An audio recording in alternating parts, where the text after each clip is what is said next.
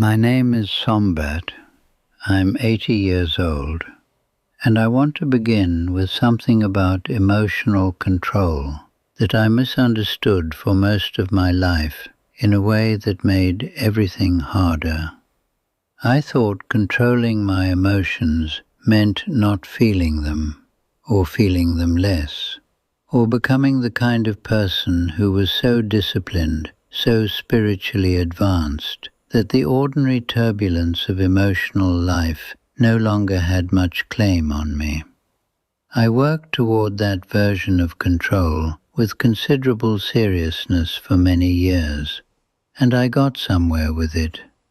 I became quieter on the surface. My reactions were less visible to others. I developed the outer composure that serious practice can produce when it is genuinely sustained over time. But what I had built was not control in any meaningful sense. It was suppression. And the difference between control and suppression is enormous, even though from the outside they can look almost identical. Control gives you freedom. Suppression creates pressure. Control allows you to feel and choose. Suppression demands that you feel nothing, or at least show nothing. And it does so by using an enormous amount of energy to keep the lid on things that have not actually gone anywhere. Maybe you have had your own version of this experience. Maybe you have worked hard at managing your emotional life and found that the management works until it suddenly does not. Until something happens that is sufficiently unexpected or sufficiently threatening that the composed surface cracks, and what comes through is not a measured response, but the full, unmodulated force of something that was clearly not as handled as you believed. If that is familiar, stay with me, because the Buddhist principles I want to share are not about building a more effective lid. They are about a genuinely different relationship to emotional experience, one that does not require suppression because it has something better to offer. I was born in northern Thailand and entered the monastery carrying the same unexamined emotional patterns that most young men carry into adulthood. Fear that expressed itself as defensiveness, anger that appeared faster than I could account for and stayed longer than was useful, anxiety about outcomes I could not control, a sensitivity to perceived disrespect that would have seemed disproportionate if I had been able to see it clearly at the time. I did not call any of these things problems at first. I called them my personality, my temperament, the natural way I was built. And the monastery, with its structure and its discipline and its teaching, began to offer me something that slowly undermined that comfortable story. It offered me the possibility of seeing my own emotional patterns clearly enough to have an actual relationship with them, rather than simply being run by them. The first principle is this: emotions are weather, not climate. This distinction, when genuinely understood and genuinely lived, changes everything about how you relate to your emotional life. The weather changes constantly. It is not under your control. It arrives, stays for a time, and moves on. The climate is the underlying condition in which the weather occurs, and you are not the weather. You are the climate. You are the awareness in which the emotional weather arises and passes.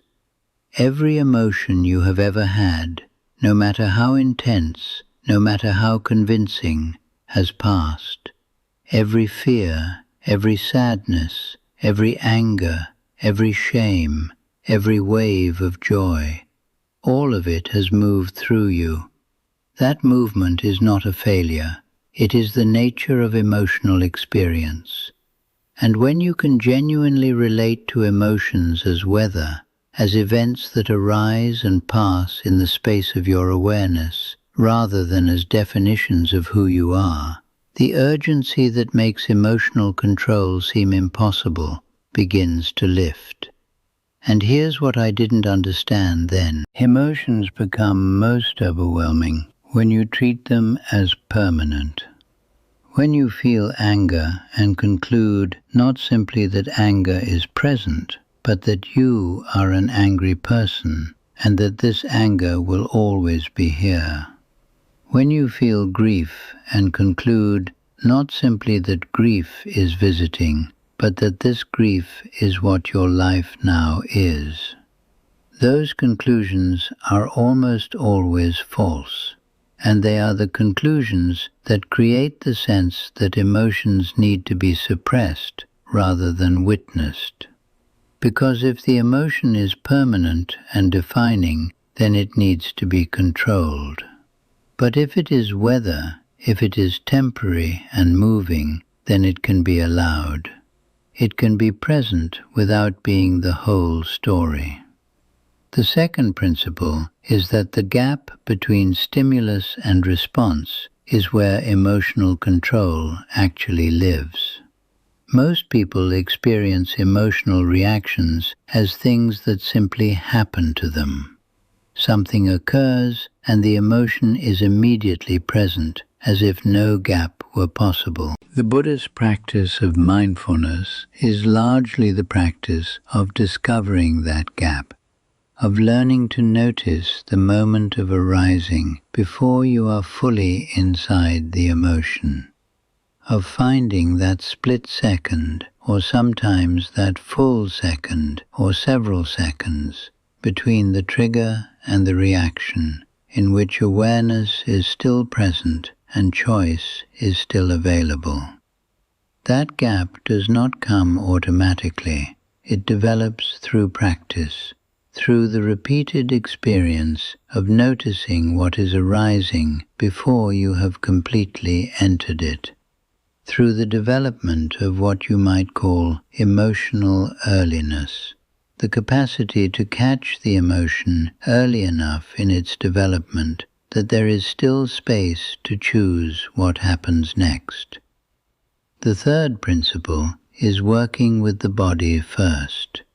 Emotions are not primarily mental events, they are bodily events.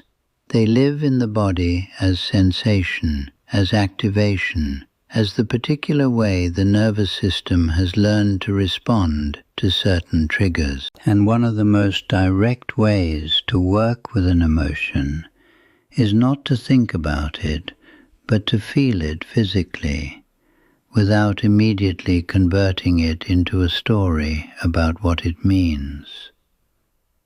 The tension in the chest, the heat that rises, the constriction in the throat, the particular aliveness that comes with strong emotion. When you can be present to those physical sensations without immediately interpreting them or acting on them, two things tend to happen. The emotion often reveals something more specific than its initial presentation suggested, and the emotional activation itself tends to begin to regulate because you are giving it space and genuine attention rather than the suppression or the frantic activity that usually surrounds it. You know what surprised me most about this practice? How different emotions feel when they are genuinely witnessed physically, compared to how they feel when they are being managed or resisted. A witnessed emotion is a very different experience from a suppressed one. It has a quality of movement, of processability. It comes, reaches some kind of peak, and begins to descend. That process happens on its own when you do not interfere with it. The interference, the resistance and the suppression and the story building is often what freezes the emotion in place and keeps it active far longer than it would naturally remain. The fourth principle is the distinction between what you feel and what you do about what you feel. This is perhaps the most practically important distinction in the entire domain of emotional intelligence as the Buddhist tradition understands it. You cannot always choose what you feel. Emotions arise from conditions, from the particular way your nervous system has been shaped, from what has happened to you and how you have learned to respond. But you can, with practice, develop genuine choice about what you do with what you feel. The anger is here. What happens next? The fear is present. What does it require from you? The grief is real. How do you move with it rather than being moved by it in ways you would not choose? This distinction gives you freedom without requiring you to feel less. You feel everything. And then you choose. And the choosing, more honestly and more consistently practiced over time, is what emotional control in the genuine Buddhist sense actually looks like. The fifth principle is compassion toward your own emotional experience. This is something that most approaches to emotional control miss entirely. They treat emotions as problems to be solved or impulses to be managed.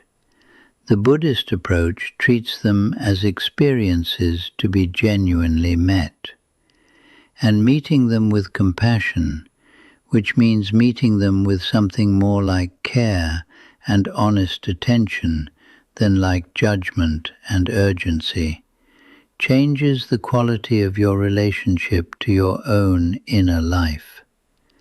A frightened part of you does not need to be defeated. It needs to be understood.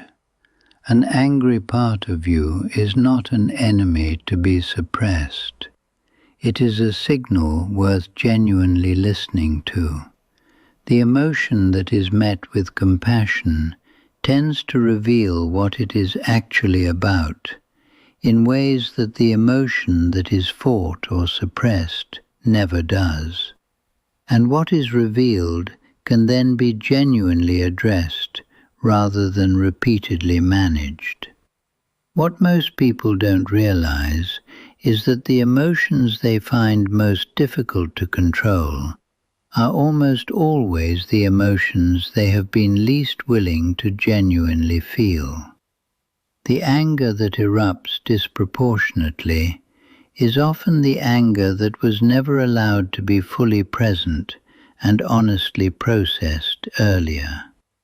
The grief that overwhelms at unexpected moments is often the grief that was pushed down because the time to feel it seemed inconvenient, or the feeling seemed too large to be safely entered. The anxiety that colors everything is often the fear that was never genuinely met with honest attention and something like care.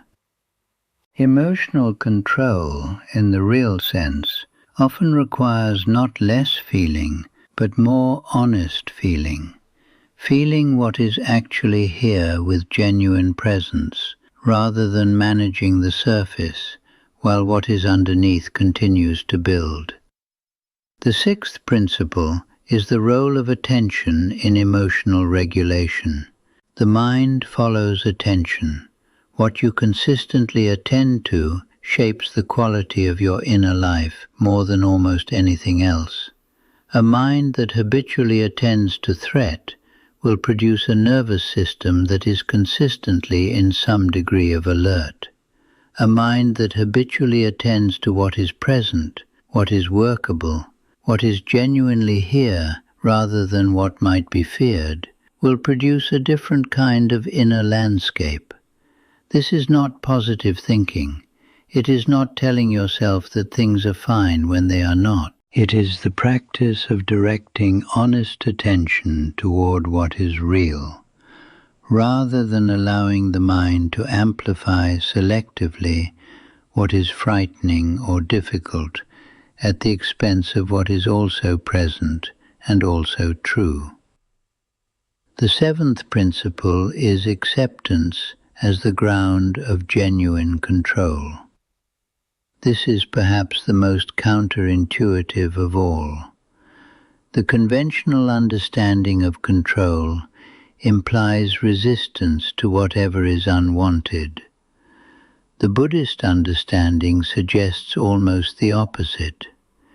Genuine control, the kind that produces real freedom rather than just suppression, begins with acceptance of what is.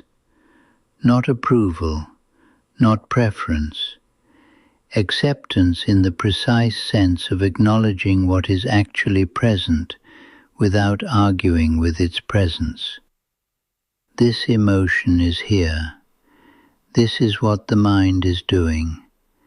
This is where the body is carrying tension. These are the actual facts of this moment. From that honest acceptance, genuine choice becomes possible. Because you are responding to what is actually here, rather than to a story about what should not be here. And responding to what is actually here is always more effective than managing a story about what should not be. At 80 years old, my emotional life is not calm in the sense of being absent. I still feel things. I still feel fear sometimes, and grief sometimes, and the particular frustration that comes from caring about things in a world that does not always cooperate with what you care about. What is different is the relationship between those feelings and what happens next. The gap is bigger. The choice is more often genuinely mine. The emotion is less often running the entire show before I have had a chance to notice it is present. That change is not dramatic. It does not look like anything from the outside. But from the inside, it is one of the most significant differences between the person I was and the person I have become. And it came not from becoming someone who feels less, from becoming someone who has learned to feel more honestly and to choose more consistently what happens with what is felt. Tell me in the comments which emotion you find most difficult to work with right now. Not to expose anything, to name it honestly. Because naming what is actually here is always the first step toward a more genuine relationship with it. And if this message gave you something practical and honest to work with, stay close to this space, because working with emotions, genuinely working with them rather than just managing their surface, is a practice that deepens across a whole life.